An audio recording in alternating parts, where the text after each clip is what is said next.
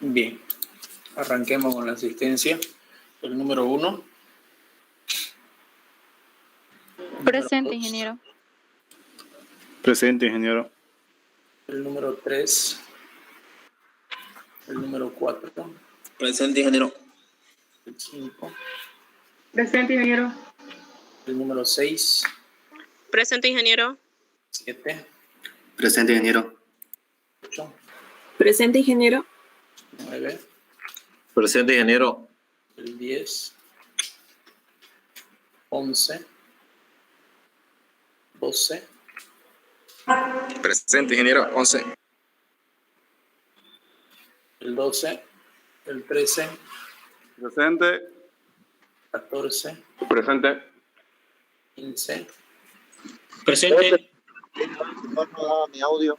16. Presente, ingeniero. 16. El 17. Presente, ingeniero. El 18. El 19. Presente, ingeniero. 20. 21. Presente, ingeniero. 22. 23. Presente, ingeniero. 24. 25. Presente, 25. 26. Presente, ingeniero. 27. Presente, ingeniero. 28. Presente, ingeniero. 29. Presente, ingeniero. 30. 31. Presente, ingeniero. 32. Presente, ingeniero. 33. Presente, ingeniero. 34. Presente, ingeniero. 35. Presente, ingeniero. 36. 37. Presente, ingeniero. 38. Presente, ingeniero. 38. 39.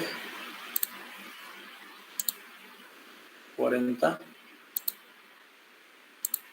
41. Presente, ingeniero. Presente. 42. Presente. 43. 44. Presente, ingeniero. 45. Presente, ingeniero. 46. Presente, ingeniero. 47. Presente, ingeniero. 48. 49. Presente, ingeniero. 49. 50. Presente, 50. 51. 52. 53. 54. Presente, ingeniero. 55. 55, presente, ingeniero. 56. 57. Presente, ingeniero. 57. 58. 59. 60. 61. Presente, ingeniero. 62. Presente, ingeniero.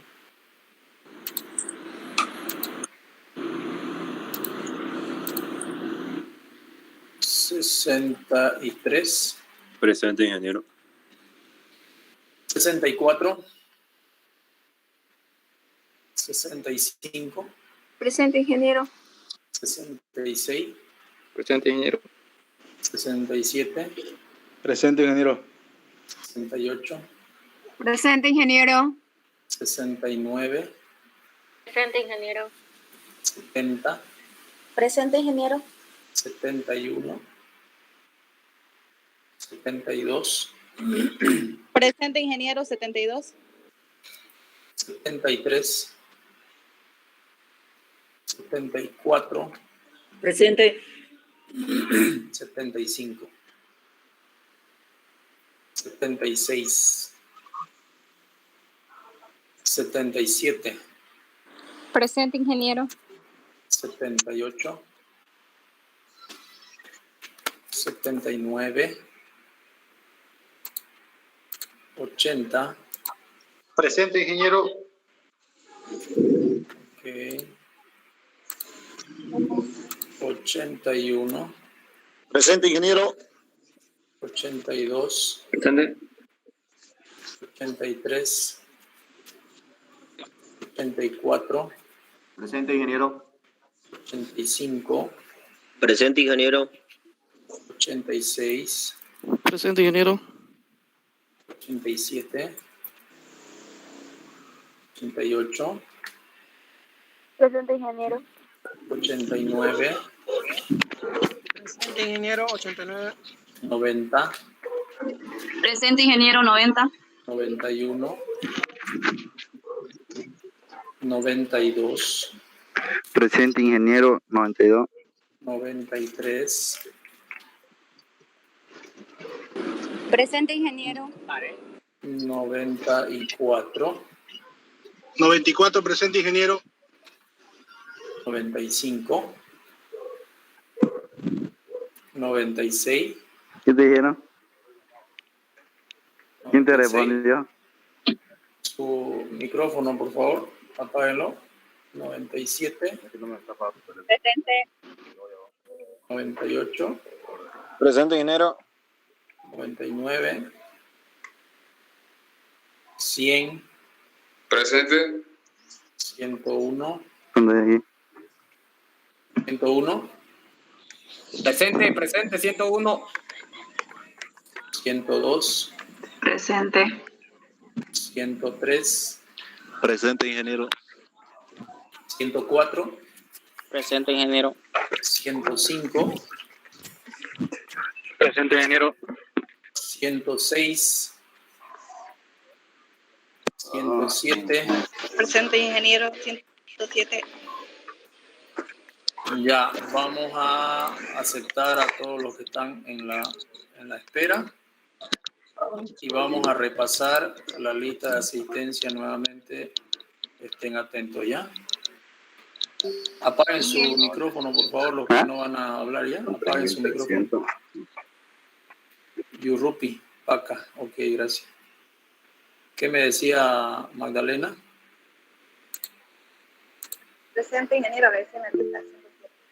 ¿Qué número? 107. No sé si me escuchó. Sí, sí, lo anoté. Allá, gracias. 22, ingeniero. 22. Ahorita, esperen un ratingo. Le estamos dando tiempo a los que están ingresando en este último minuto. Ingresen para repasar la lista ya. Ya, ok. Entonces vámonos del 1 al 20. Del 1 al 20. ¿Quiénes recién entraron? Del 20 al 40. Ingeniero, el 12 era Césped Guzmán. El número 12 estaba mal su micrófono, escribió. Ya, gracias. 22, ingeniero. 22. Ya. ¿Quién más? 36, ingeniero. Ingeniero, disculpe, el número 43. Ahorita. Del El 20 40, al 40, el 36, el 40 y el 43. ¿Quién más? Del 20 al 40, del 40 al 60. Ingeniero, 52, ingeniero. 51, 41. 51 y el 52. 52, ya. El 56, ingeniero, por favor. 56, Torres Elizabeth. Gracias. Del 60 al 80. Ingeniero 59, por favor. Buenas noches. Buenas noches, ya. Gracias. Del 60 al 80. Nadie del 60 al 80. Del 80 al 100. El 83. 95, ingeniero. El 83 y el 95. El 91, ingeniero. El 91. ¿Quién más? Del 80 al 100. Del 100 al final. Ok. Entonces, cerrada la lista. Bien. Vamos a ver.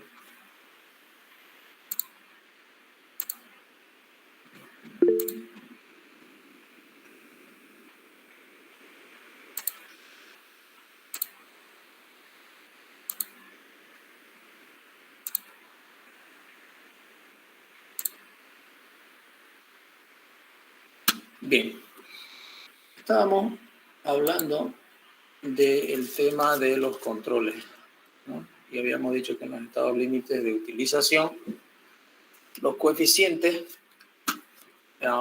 son 1, ¿no? En todos los casos, del concreto, del acero y de la sobrecarga. 1, 1, 1.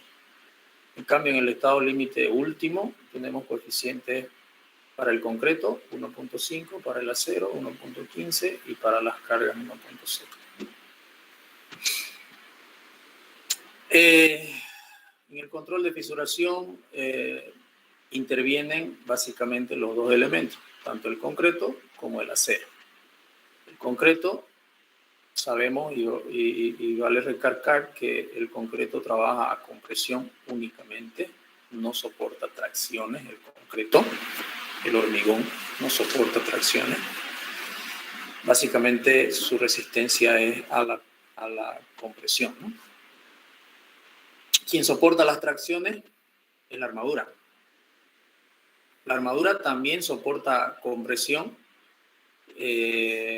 pero la funcionalidad de la armadura, la mayor funcionalidad es la tracción. Compresión se encarga el concreto. La fisuración que vamos a analizar se refiere a las fisuras que suceden alrededor de las barras traccionadas. El ancho de fisura debe ser muy pequeño, ya que si es muy ancha, atenta contra la estética, apariencia y da paso a la corrosión del acero, que es lo que habíamos hablado en la anterior clase. Los investigadores en este campo definen dos puntos determinados del control de fisuración. Uno, el ancho de la fisura, según el ambiente en el que se encuentra la pieza. Y dos, el cálculo del probable ancho de fisura, según las condiciones del elemento de hormigón armado. Entonces acá nosotros tenemos los límites de fisuración, entre comillas, admisibles. Ambiente 1, es decir, los elementos que se encuentran en interiores de edificio o en medio exterior de baja humedad. Cuando el elemento se encuentra protegido, entre comillas, protegido, se puede tolerar una fisuración de 0.4 milímetros, o sea, menos de 1 milímetro, ¿no? 0.4, menos de medio milímetro. La fisuración que se puede tolerar en elementos que se encuentran, entre comillas, protegidos, ¿no? Un ambiente 2 se denomina a los elementos interiores en medios húmedos o exteriores en medios no agresivos. Entonces estamos hablando de elementos que ya no están tan protegidos, que están sometidos a la humedad o que están en medios poco agresivos, en el exterior, medios poco agresivos. Ahí la fisuración límite, según los expertos, 0.2 milímetros. Eso es lo que se tolera, es aceptable. Y en un ambiente 3, que son los elementos interiores o exteriores que están en medios agresivos, el límite sería 0.1 milímetros. Entonces ahí el control es bastante riguroso, ¿no? Lo normal, lo común, lo más frecuente, estaríamos hablando del ambiente 1 y en algunos casos el ambiente 2, ¿no? Ya el ambiente 3 son casos especiales, como por ejemplo podríamos hablar de piscinas, por ejemplo, son casos especiales, o laboratorios donde se trabaja con compuestos químicos en gases o también en líquidos, las fábricas de cerveza, las fábricas de soda, de aceite, ese tema de estructuras, ¿no? Ese tipo de estructuras. Cálculo del probable ancho de fisura en elementos de hormigón armado sometidos a tensiones normales. Entonces, los elementos que están sometidos a tensiones normales y que además producen fisuras están alrededor de barras traccionadas, como ser vigas y tirantes que están sometidos a esfuerzo. En vigas, flexión simple o compuesta, y en tirantes, la tracción simple o compuesta. Una de las fórmulas más usadas para estimar el ancho de la fisura es esta de acá, históricamente. Sigue todavía utilizándose esta formulita de Borges, Perry Borges. Y esta formulita dice 1.5 veces C más alfa sub 1 multiplicado por phi sobre rho, todo ello multiplicado por F y D sobre lambda F menos alfa 2 sobre rho, y todo ello por 10 a la menos 6. Ese valor, reemplazando los datos aquí, nos tiene que dar menor o igual a la fisura límite. ¿Y cuál es la fisura límite? Dependiendo del ambiente en el que está nuestro elemento estructural. Si está en el ambiente 1, será el valor 0,4. Si está en el ambiente 2, será 0,2. Y si está en el ambiente 3, será 0,1. Ese es el límite. No puede ser mayor a ese valor. ¿Qué es C? El recubrimiento libre de las armaduras en milímetros. Ahí colocamos el valor del recubrimiento libre de las armaduras.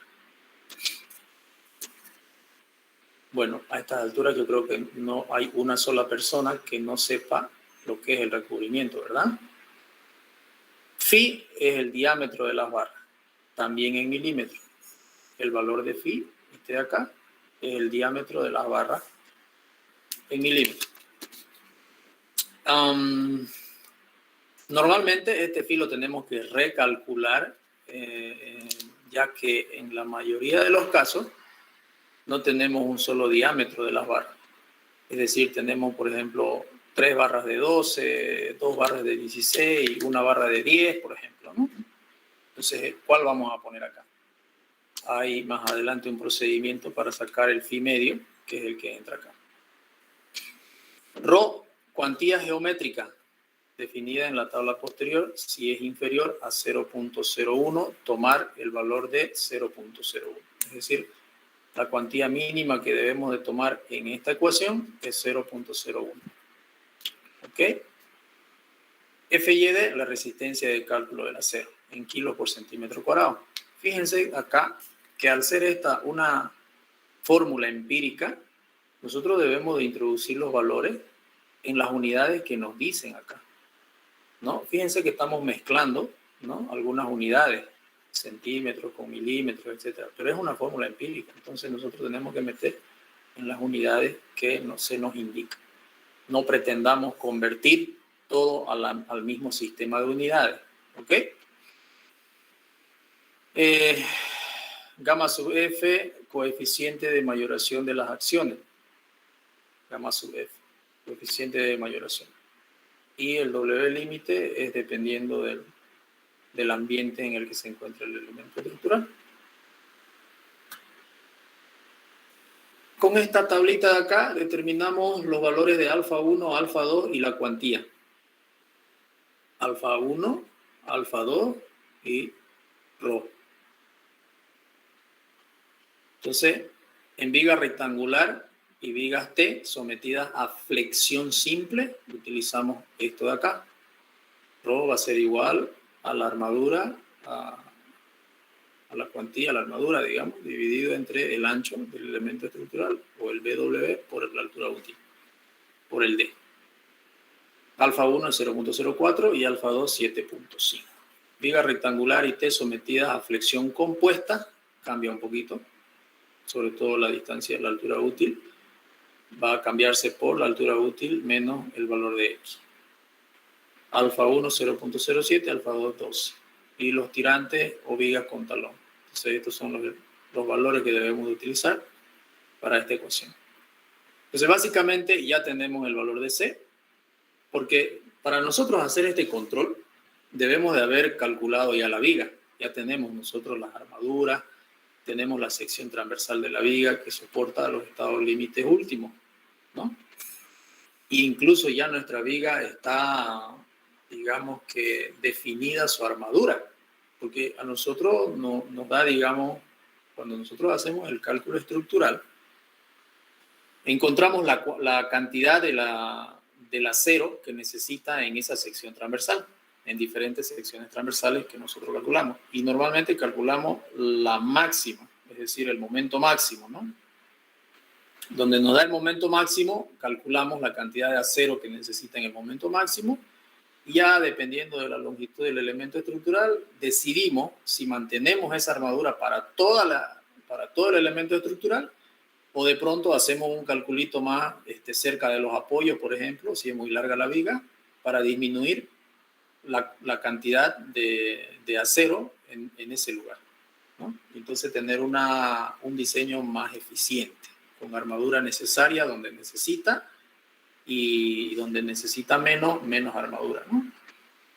La cosa es que este análisis se lo hace en la sección transversal que ustedes quieran, a 1 metro de la viga, a 2 metros, no sé, a 5 metros, a 3 metros, donde ustedes quieran hacer el análisis. Solamente que por efectos de tiempo y demás cosas, normalmente lo hacemos en el punto más crítico, donde el esfuerzo es mayor, donde el momento es máximo. Ahí realizamos no solamente el análisis de los estados límites últimos, sino de los estados límites de utilización. Entonces ya la viga está diseñada, nos salió una cantidad de armadura, nos salió 20 centímetros cuadrados y nosotros decidimos cuántas barras de 10 y cuántas barras de 12 le vamos a poner para cumplir con esos 20 como mínimo centímetros cuadrados. De ahí es que obtenemos el phi, ¿no? El diámetro.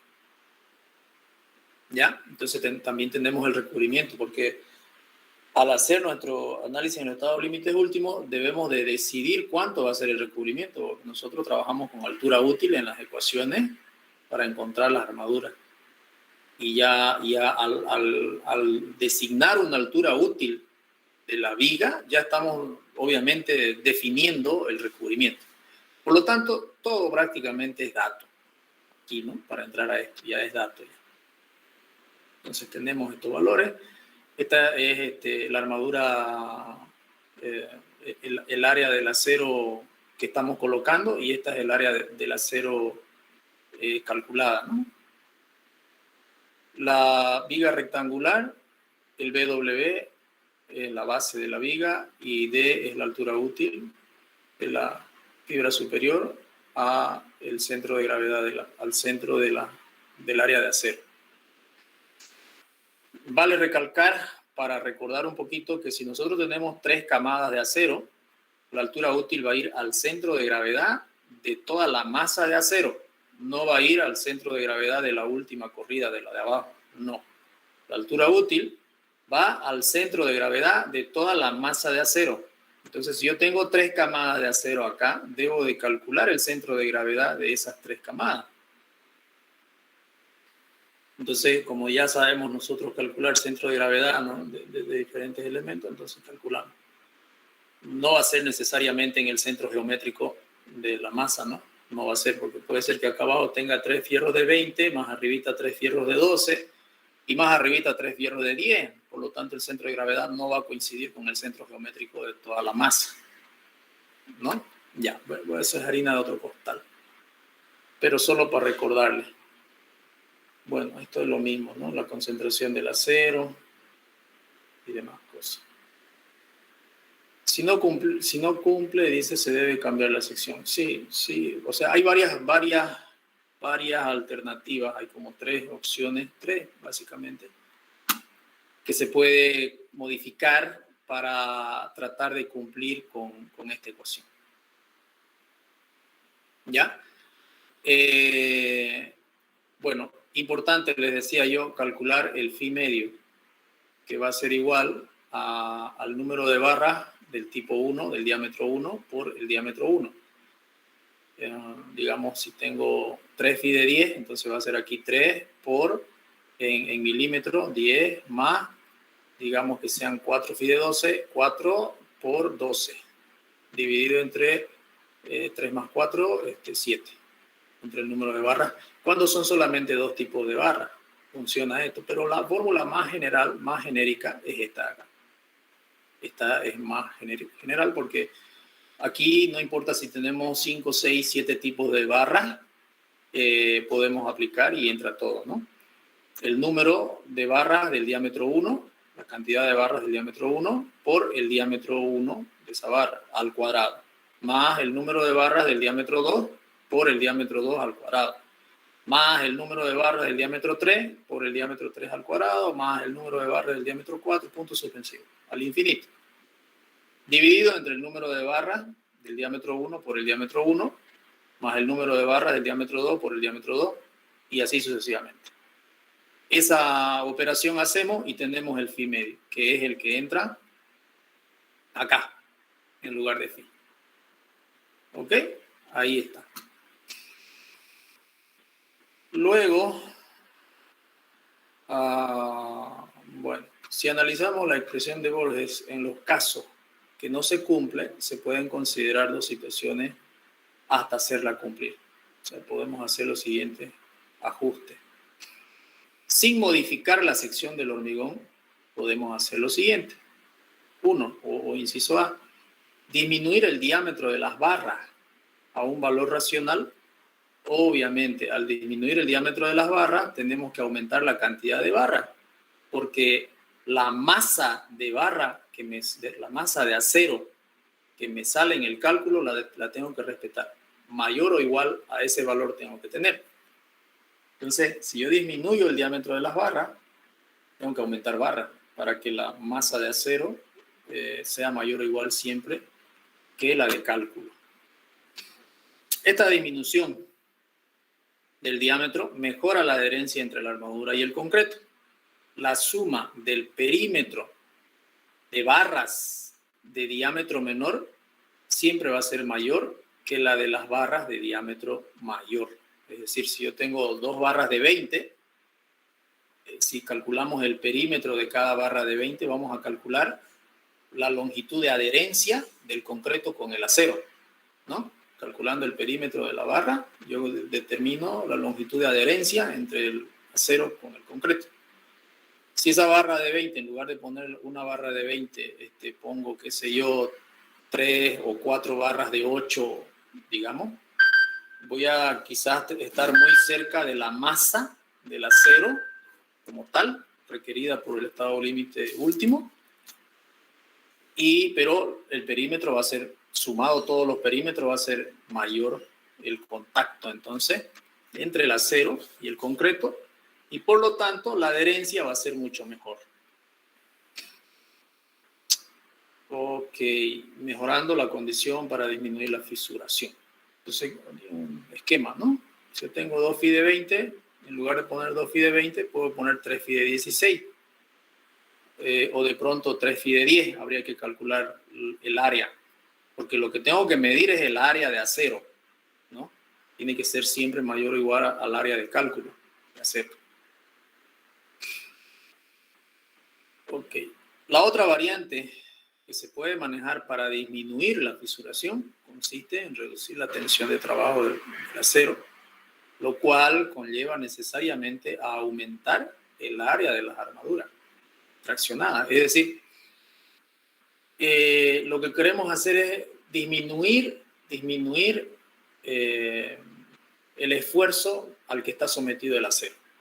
Entonces, si yo pongo 2 barras de acero, digamos, cada una, supongamos que me está resistiendo, no sé, 10 toneladas, por decir algo. 2 barras de acero me están resistiendo cada una 10 toneladas. Finalmente son 20 toneladas. Si yo pongo 3 barras de acero, cada una me va a resistir 7. Más o menos, ¿no? 7 toneladas. Va a agregar 21 toneladas, finalmente. Entonces, al aumentar la cantidad de acero, yo disminuyo la tensión a la cual va a estar sometido cada una de las barras de acero. Si aumentamos el área superabundantemente, aquí hay una como que relación, pero no es una relación porque estamos hablando de dos cosas diferentes. En la primera, estamos aumentando la cantidad de armadura, la cantidad de barras, pero estamos tratando de mantener la cantidad de sección transversal de acero, el área del acero. En la primera solución, tratamos de aumentar cantidad de barras para aumentar el perímetro de contacto entre el concreto y el acero, pero manteniendo la masa de acero.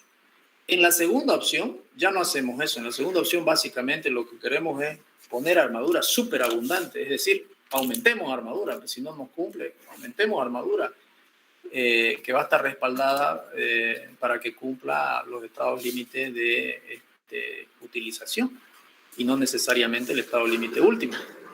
Nadie va a poder objetar, excepto quizás el dueño, digamos, ¿no? Que diga, oye, puta, más plata, pues digamos, ¿no? Pero sí, pero te estoy dando confort, digamos, ¿no? Aparte de darte seguridad.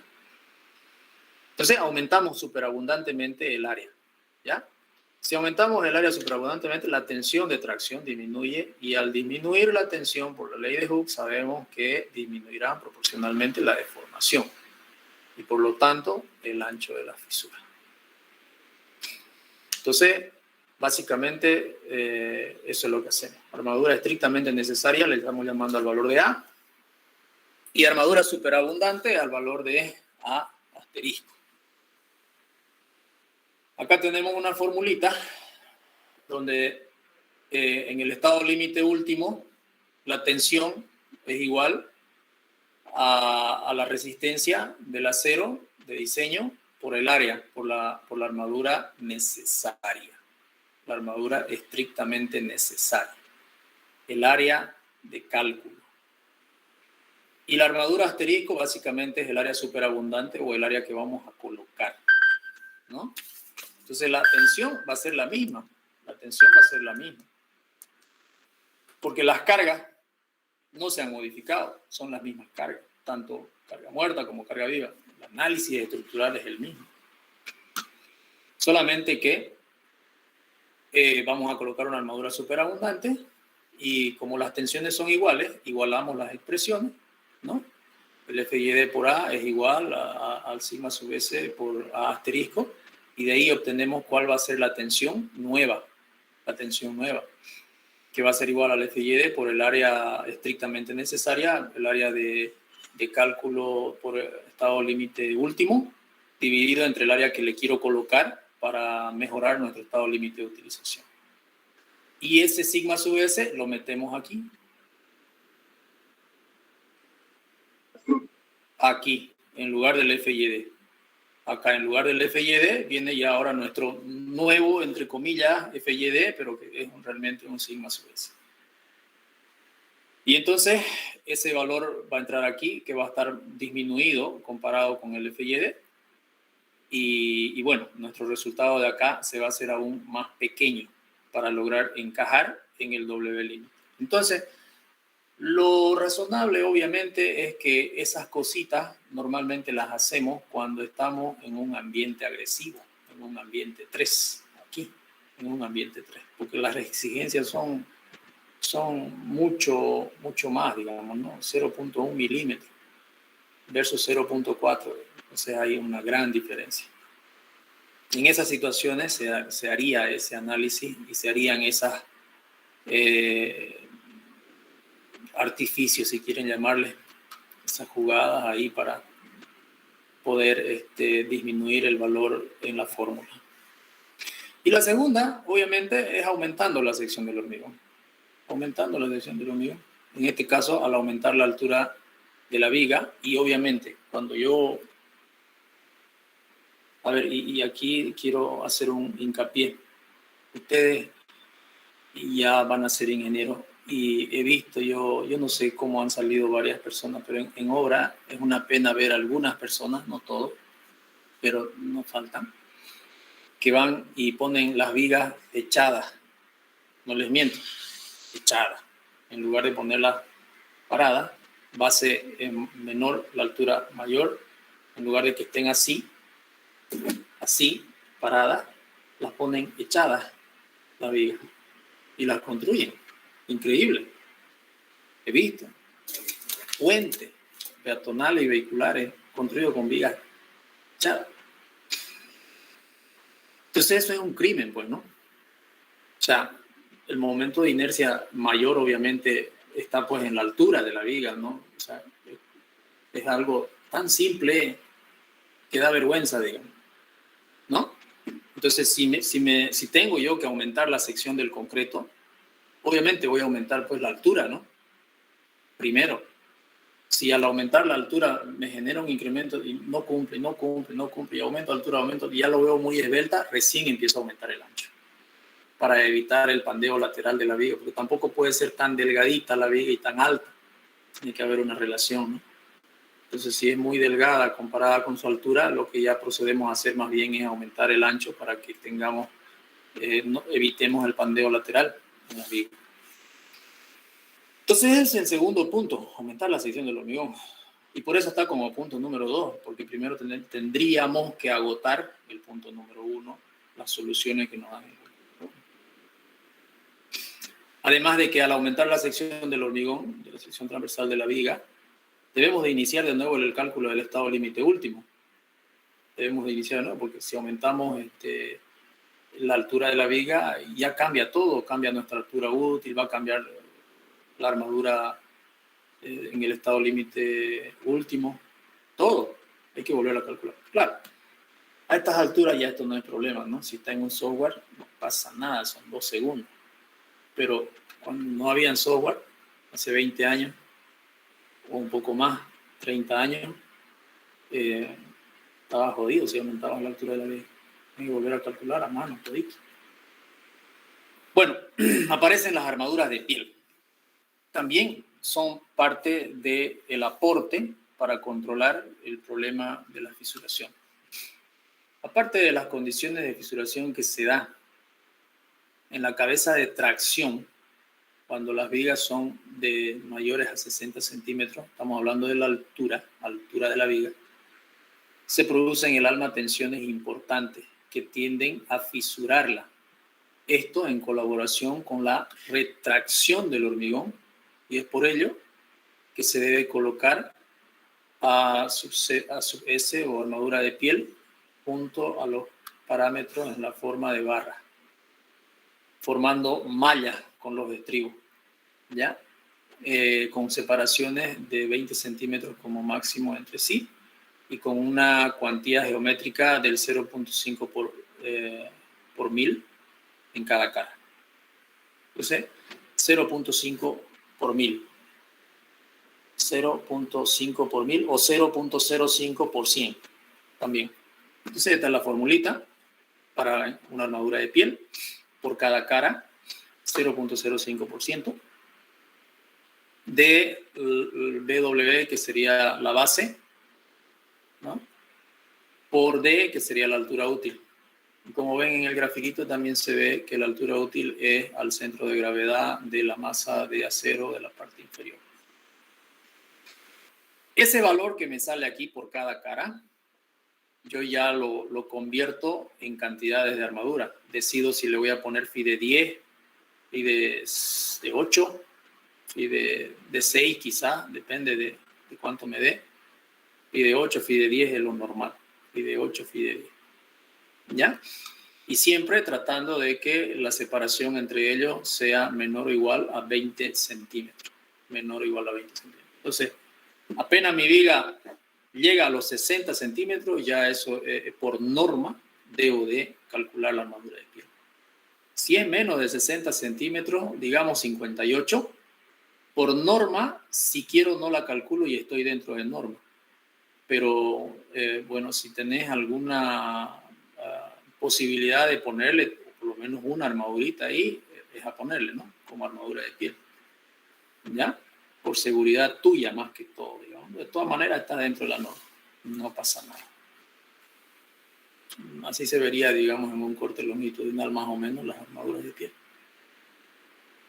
Fisuras producidas bajo tensiones tangenciales.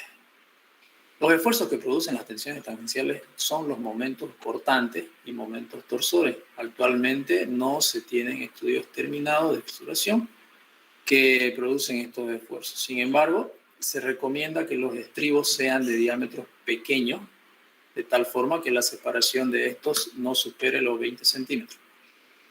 Entonces, hay que procurar de colocar estribos no tan alejados, 20 centímetros, menor o igual a 20 centímetros. Entonces, ahí nos permite a nosotros trabajar con diámetros pequeños. Si nosotros alargamos más la separación, trabajaríamos con diámetros mayores, ¿no? Cuando yo tengo grandes esfuerzos cortantes, Si le pongo fierro de 6, de pronto me va a salir 1 centímetro de separación en el cálculo. Estoy hablando en el cálculo. Entonces, ustedes lo que hacen es calcular el área de acero que necesito yo. Y una vez que tengo el área, distribuyo ya las separaciones de este acero cuando yo decido ponerle un diámetro. Para una determinada área, si yo le pongo un diámetro pequeño, la separación es pequeña. Si le pongo diámetro grande, la separación va a ser mayor. Como se recomienda poner phi de 6, eso es importante, ponerle barras de diámetro bajo, ¿ya? Entonces, a veces me toca que la separación me sale, no sé, 2 centímetros o 5 centímetros. Ahí entra el criterio del ingeniero y ahí tenés que solucionarlo porque si vos tenés estribos a cada 1 centímetro o 2 centímetros, tu hormigón no va a entrar ahí. Tu piedra, que es de 3/4 de pulgada, lo recomendable, se va a trancar y va a generar cangrejera, porque al vaciar la viga, el agregado se tranca y no va a entrar dentro del alma de la viga, ¿no? En algunos sectores. Entonces no es conveniente dejar tan pequeña separación entre estribo y estribo. Entonces hay varias opciones. Una de las opciones es saltar al diámetro de 8. Por ejemplo, en lugar de poner de 6, pondré de 8. Y así voy a ver que mi separación ya va a aumentar un poco. Si aún así no es suficiente, entonces tendría que saltar quizás al diámetro de 10. Esa es una opción. La que yo más utilizo en las construcciones que yo hago es agarrar y poner estribo doble, juntito, así. 2 estribos de 6, así apegadito. Entonces, como le estoy poniendo 2 estribos de 6, el área que calculo es como si fuera un fierro de 12, más o menos, ¿no? Más o menos. Como si le pusiera un fierro de 12. Entonces, ya cuando pongo 2 estribos de 6, ya mi separación incrementa considerablemente. Pero si tengo un elemento que tiene una carga cortante demasiado fuerte por algún motivo, a veces con 2 estribos de 6 todavía me queda una separación como de 4 centímetros. Ahí recién salto al estribo de 8, ¿no? Recién saltamos al estribo de 8 y en algunos casos hasta ponemos 2 estribos de 8.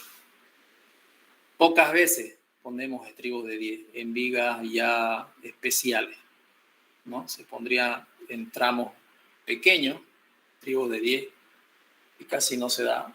Quizás en puente. Yo he construido puentes de 22 metros de largo con vigas de hormigón armado y ahí hemos puesto estribo de 8, ni siquiera de 10. Y en las partes de mayor esfuerzo hemos metido doble estribo. Entonces casi son realmente especiales ese tipo de casos. En cuanto a la armadura longitudinal en torsión, esta deberá ser repartida lo más uniformemente posible alrededor del perímetro. Ok. Recomendaciones. Visto en una sección transversal, las armaduras vendrían a ser esto. Ustedes deben de hacer los esfuerzos que sean necesarios para que su armadura quede distribuida simétricamente, así como más o menos como se ve en el gráfico. Hay simetría vertical en todo caso. Es decir, todo lo que tengo a la izquierda lo tengo a la derecha. ¿Ya? Porque hay un montón de posibilidades de armar una viga. Y en muchos casos, digamos, tengo que poner con 3 fierros de 12, por ejemplo, no me alcanza, necesito un poquito más para poder cumplir con el área de estado límite último. Entonces, de pronto necesito un fierro más.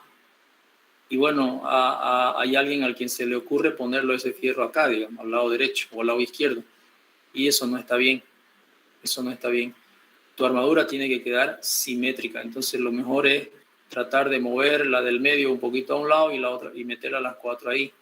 Pero si no te entra porque la separación es menor a la del 3/4 de pulgada, que es del agregado, bla, bla, bla, entonces genera otra cama.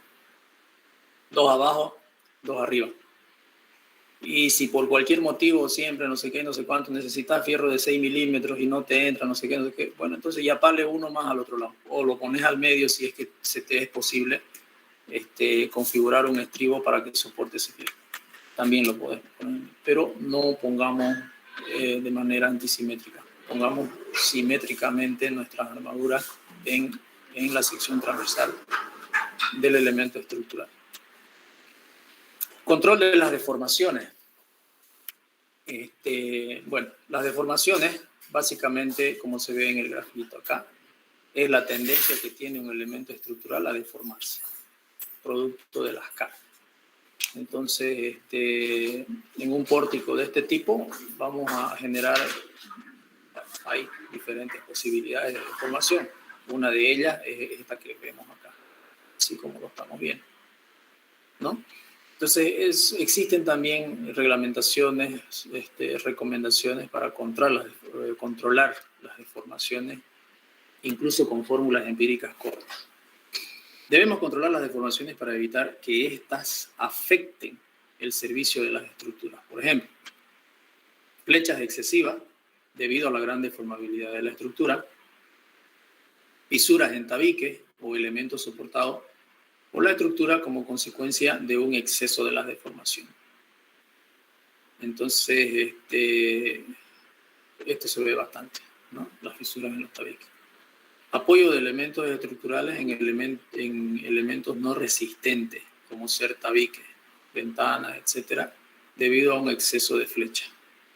¿Ya? Vibraciones inadmisibles bajo cargas de servicio. Los valores límites admisibles para la flecha. O sea, aquí hay unos parámetros referenciales, empíricos, para tener en cuenta. En vigas que no vayan a soportar tabique o muro, el valor máximo de una flecha es L sobre 300, siendo L la luz del elemento considerado, el espacio entre columna y columna, ¿no? Para la determinación de la flecha, se considera la flecha instantánea producida por las cargas permanentes y variables.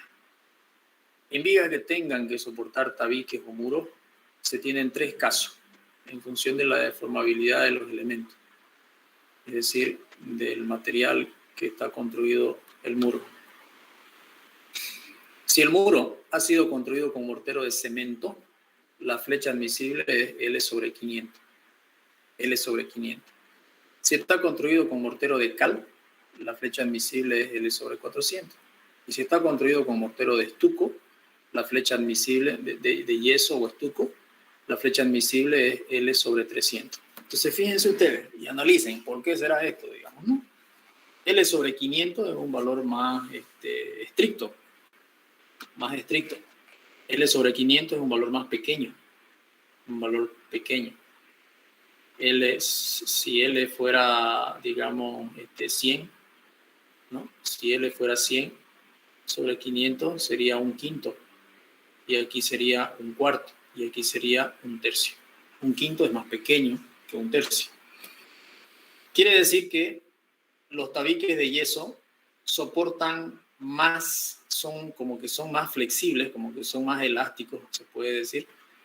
Y antes de fisurarse, ellos soportan mayores deformaciones. En cambio, el cemento soporta menos deformación y se fisura. Porque esto está relacionado al tema de la fisuración, es decir, mayor deformación, mayor probabilidad de fisuración. Y lo que queremos controlar no es solamente la deformación, sino que nuestro elemento no se fisure y no nos genere ingreso de agentes químicos que vayan a producirnos daño al elemento estructural. En estos casos, la flecha que debe considerarse es la producida desde el momento en que se construye el muro tabique. Por consiguiente, se determina sumando los términos siguientes. Las flechas diferidas provocadas por cargas permanentes y la flecha instantánea provocada por carga variable. Entonces tenemos la flecha instantánea y la flecha diferida. ¿Ya?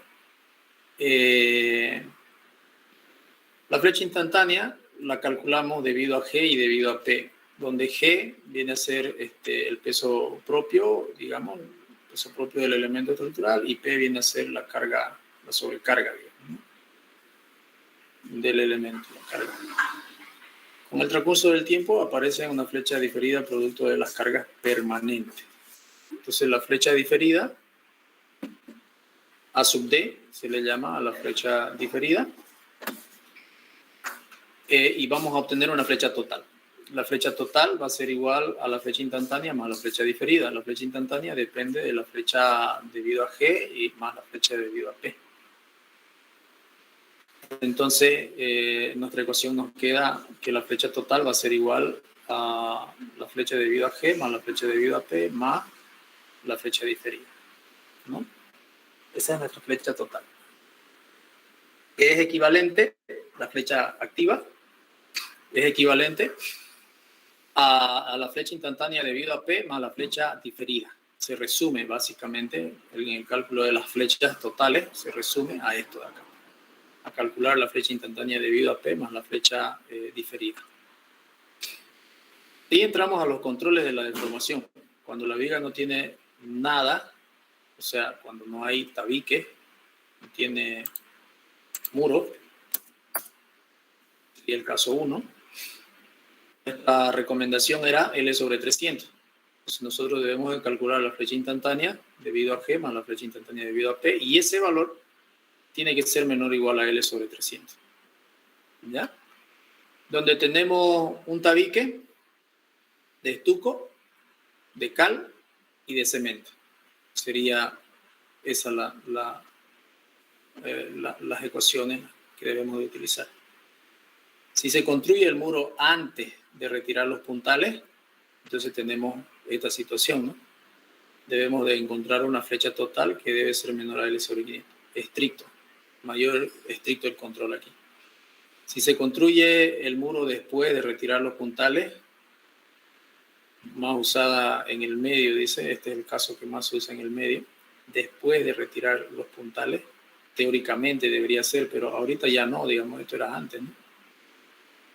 Ya ahorita no se retiran los puntales, el edificio está todo apuntalado y ya está con muro hasta arriba, digamos, porque necesitan velocidad en la ejecución.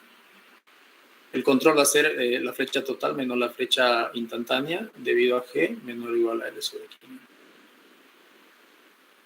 Las deformaciones son factores que se toman en cuenta en el cálculo de los elementos estructurales, flecha instantánea o elástica. Esto también es bien importante. Jiménez Montoya, yo lo leí en Jiménez Montoya esto, recomienda de que cuando uno va a programar una refacción a un edificio, a un elemento estructural, que no es, digamos, crítico, que no es una refacción crítica, dice él, son 1000 días que el elemento de hormigón armado se toma como tiempo para reflejar todas sus fisuras. Estamos hablando de 3 años aproximadamente, un poquito menos de 3 años. Entonces, si el daño, digamos, cuando te aparecen pequeñas fisuras no es de consideración y no se va a agravar con la espera, es recomendable muchas veces tener paciencia y esperar esos 1000 días. Que en teoría, después de esos 1000 días, ya es difícil que se produzcan las fisuras si la edificación está cumpliendo con todos sus requerimientos de cálculo, ¿no? Ahora, si hay un mal cálculo, obviamente, después de los 1000 días pueden ocurrir cosas, digamos, ¿no? ¿A qué me refiero con un mal cálculo? A veces el estudio del suelo o no lo hacen bien o uno no lo hace el estudio del suelo y calcula bajo un suelo del vecino, digamos, ¿no? Y de pronto el calculista no estuvo en la ejecución de las fundaciones, no hubo ningún ingeniero en las fundaciones, y el albañil se pidió un bolsón de arcilla y le valió, digamos, ¿no? Lo construyó la fundación encima de la arcilla, digamos. Y resulta de que esos 2 o 3 años no hubieron lluvias de gran importancia. Pero resulta que el año 5 le mandó una lluvia, una mamá lluvia, y humedeció bastante y entonces ese bolsón de arcilla empieza a tomar poder y te raja todo el edificio, ¿no? Porque la arcilla, cuando se moja, pierde totalmente su resistencia, ¿no? De pronto esa columna que estaba ahí plantada empieza a hundirse y las demás empiezan a trabajar para colaborarle y empiezan a ver la fisura. Esos son casos excepcionales, ¿no? Pero en condiciones normales son 1000 días. Entonces, después de los 1000 días, usted con toda confianza puede proceder a reparar su fisura y con la confianza de que ya después de esa va a ser su reparación prácticamente una sola vez. Porque no es barato reparar, ¿no? Es caro reparar. Cálculo de flechas originadas por flexión. Flecha instantánea. Llamemos flecha instantánea a las que aparecen bajo las cargas de corta duración. Es decir, las flechas que se producen inmediatamente al cargado del elemento. Las cargas pueden ser permanentes o variables, pero son aquellas flechas que se producen inmediatamente. Se libera los puntales y ya por el peso propio, que es el A sub G, vendría a ser por el peso propio, ya aparece una flecha, ¿no? Y después cuando carga usted elementos sobre su estructura, sigue aumentando la flecha, pero es instantánea, o sea, es al inicio, ¿no? Su valor depende del módulo de rigidez a flexión E por I, de la sección de la pieza considerada, pero este módulo toma valores diferentes según se trate de la sección sin fisurar, estado 1, o de la sección totalmente fisurada, estado 2. El que la pieza se encuentre en uno u otro estado depende del valor relativo del momento máximo de servicio, M sub K. La norma ACI a este momento de servicio ya no le llama M sub K. M sub A le llama, su momento de servicio. Comparado con el momento de fisuración, M sub CR, que la ACI la nomina de esa manera, E por I constante de construcción en el acero y la madera, E por I variable para el hormigón armado. Lo que pasa es que el E por I en el hormigón armado varía porque los agregados varían, ¿no? Y entonces el módulo cambia en los agregados. Cuando nosotros tenemos que elaborar, les decía yo, una obra de una magnitud grande, importante, ahí sí tenemos que analizar bien nuestro módulo, haciendo análisis de laboratorio de nuestros agregados, que ahí va a cambiar. Les decía en otra oportunidad, no es lo mismo el módulo que nos sale cuando trabajamos con el agregado del río Piraí o cuando trabajamos con el agregado, no sé, de Cochabamba. Son diferentes, ¿no? El siguiente gráfico, momento curvatura, nos da una idea de cómo es que varía el módulo de rigidez friccional en el hormigón armado. Entonces, este grafiquito nos permite ver de manera aproximada, digamos, ¿no? Cómo es que varía el módulo, ¿no? El E por I. Tenemos tres puntos críticos, donde se nos manifiesta el momento plástico, el momento de fisuración y el momento máximo de servicio, que los tenemos acá. El momento plástico, el momento de fisuración y el momento máximo de servicio. Y entonces, donde tenemos el momento máximo de servicio, ese debería ser nuestro módulo, nuestro valor de E por I, con el que nosotros tenemos que trabajar, ¿no? Básicamente a eso se está refiriendo. Módulo de rigidez flexional.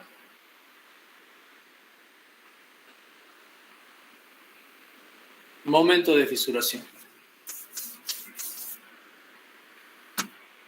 El momento de fisuración, M sub CR, ¿ya? Esa es la nominación, se lo calcula con esta ecuacióncita. El FCT, que es la resistencia del hormigón a la flexotracción. El momento de inercia I sub 0. A ver, aquí está como que mezclado, ¿no? Este momento de inercia I sub 0 es el momento de inercia de la sección transversal del elemento, pero es el baricéntrico, es decir, el momento de inercia respecto de su eje, que pasa por el centro de gravedad de la sección transversal del elemento estructural. Eso hay que tener en cuenta. Y el FCT lo calculamos como 0,59 por raíz cúbica de FCK elevado al cuadrado. Ya, así calculamos el momento de fisuración. La rigidez flexional E por I sub 1 para la sección sin fisura se puede obtener utilizando el momento de inercia de la sección homogeneizada y el módulo de deformación del hormigón. Entonces, este es el valor de E sub C para ese caso. Y la rigidez I sub 2, E por I sub 2, de una viga totalmente fisurada, se la calcula con esta expresión. Con esta expresión de acá. Bueno, pero esto es para utilizar esta fórmula de acá. Esta fórmula de acá, esto lo vamos a bajar. Y esto lo vamos a bajar. Aquí quiero mostrarles lo que ha cambiado la ACI. Hasta el año 2019, hasta el año 2019, la ACI trabajaba con esta ecuación que tengo a mi izquierda. Hasta el año 2019, hace 2 años. Donde la inercia, el momento de inercia estático, lo calculaba con esta ecuación. El momento de fisuración sobre el momento característico elevado al cubo por la inercia baricéntrica más 1 menos bla bla. Desde esa, en la última versión, a ver si ya trabaja con esto de acá para calcular el momento de inercia estático. No es estático este. Es el momento de inercia efectivo. El momento de inercia, aquí está mal. No es estático. El estático es el I sub 0 o también, es que tiene varios nombres del I sub 0. El I sub 0 lo maneja Jiménez Montoya y es el momento de inercia baricéntrico, ¿ya? O estático también le llaman. Al momento de inercia baricéntrico también le llaman momento de inercia estático. Y la norma ACI la califica como I sub G, el momento de inercia de la sección bruta sin refuerzo, el momento de inercia baricéntrico de la sección bruta sin refuerzo, el I sub G. Aquí está mal. Este no es I sub E, este es I sub 0. Entonces, el cálculo del momento de inercia efectivo, ahora ya, desde el 2019, desde el 2020, digamos, se debe realizar con esta ecuación. En la anterior clase, uno de sus compañeros me preguntaba si puede trabajar con la ACI, creo, del año 2008 o algo así, no me acuerdo. Yo le decía, mejor si la vamos a estudiar, estudiemos la última, ¿no? Porque hay cambios. Por ejemplo, este es uno de esos cambios. ¿Ya? En la ACI trabaja con esta ecuación para elementos preforzados, o sea, hormigón pretensado. En hormigón pretensado usamos este I sub E, y en hormigón armado, que es nuestro caso, usamos este I sub E. Y lo dice en la norma. A ver, voy a tratar de mostrárselo en la norma.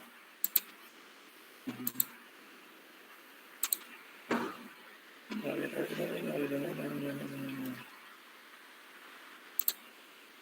Acá creo que lo tengo.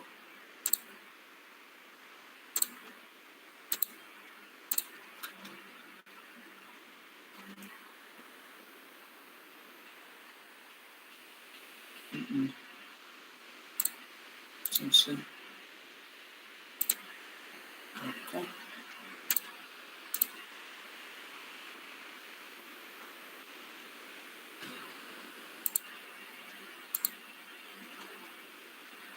Ya.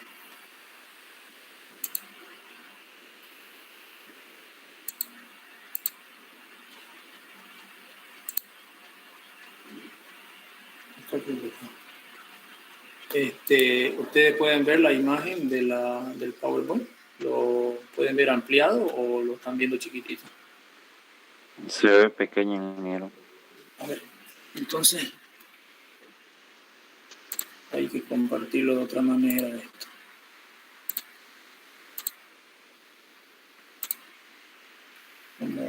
presentación. ¿Qué se llama tu presentación en estado límite?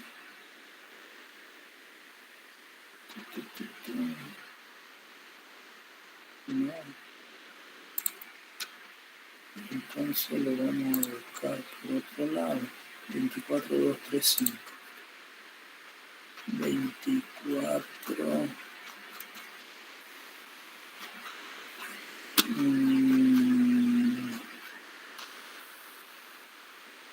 239, 235. Acá. Ok, ahora sí espero que lo vean directo de la norma. En PDF, la que les he mandado a su WhatsApp. Fíjense, acá está trabajando con esta ecuación para el momento efectivo de inercia, el momento efectivo, ¿no? La inercia efectiva.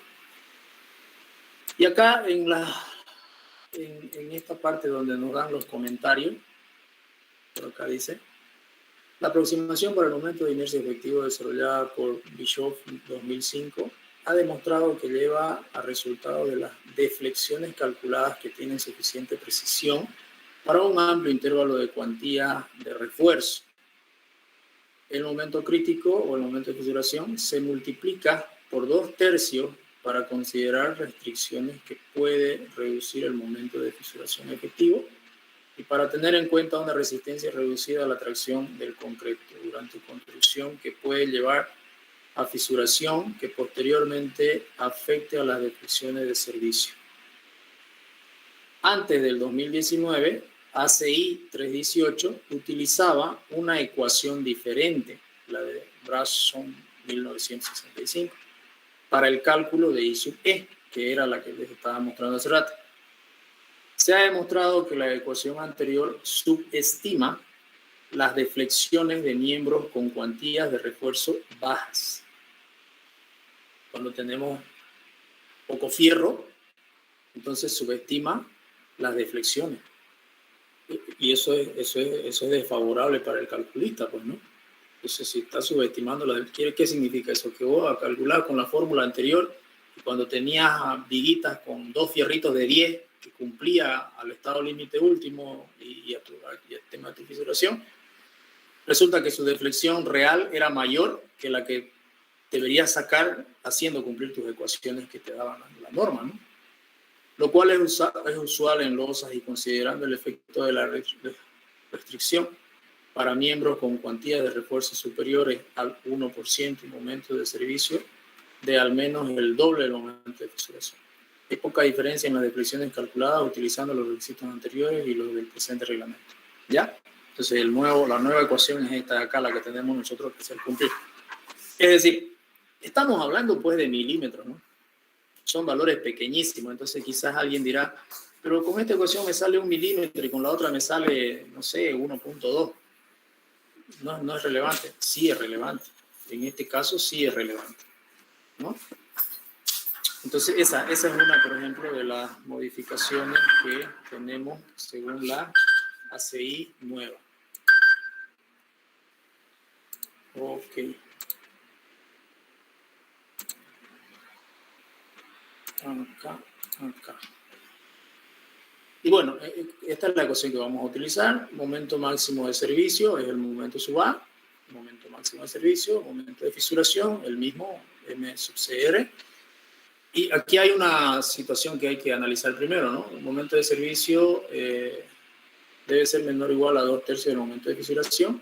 Si eso se cumple, entonces la inercia efectiva va a ser igual a la inercia baricéntrica, digamos, a la inercia de la sección bruta sin el refuerzo. Cuando habla sin el refuerzo nos está hablando de la inercia del concreto, no de la combinación concreto-armado, digamos. Y si no cumple, entonces calculamos la inercia efectiva con esto de acá. Y los datos están acá, ¿no? Ok. Bien. Bueno, yo creo que ahí vamos a quedar. Y ya la siguiente clase terminamos con esto. ¿Ya? Muy bien, jóvenes. Terminando esta parte, yo se lo voy a pasar este documento para que ustedes lo tengan y lo estudien. Y después los ejercicios que se hagan con esta referencia, ¿no? No sé si tienen alguna pregunta con respecto.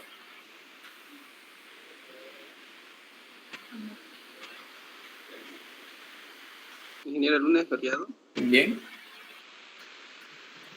El lunes no es feriado, ¿no? El martes creo que es el feriado. Sin embargo, hay una disposición que decían que iban a dar tolerancia desde las 2 de la tarde, ¿no? Creo.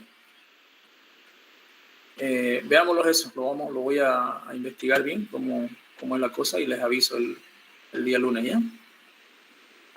Entiendo que se va a dar tolerancia desde el mediodía, creo. ¿Ya? Ok, chicos. Si no hay más preguntas, nos estaríamos viendo en la siguiente clase. Ingeniero, una consulta. Dígame. Sobre los proyectos que subimos al Classroom, no sé si ya hay una calificación o para saber cómo están los proyectos, si están con visto bueno o no. ¿Cómo sería eso, Inge? La siguiente clase les pasaré un reporte, ¿ya? Voy a aprovechar estos días para corregirlo y pasarles una calificación directa ahí al Classroom, ¿no? Le pondremos una nota al Classroom directo y ya ustedes van a ir evaluando. Si los que están aplazados tienen que cambiar el proyecto y ya sin nota, digamos, ¿no? Porque no van a trabajar en un proyecto que tenga, digamos, aunque no creo que ocurra, la verdad no creo que pase, pero si pasara, digamos, entonces hay que cambiar.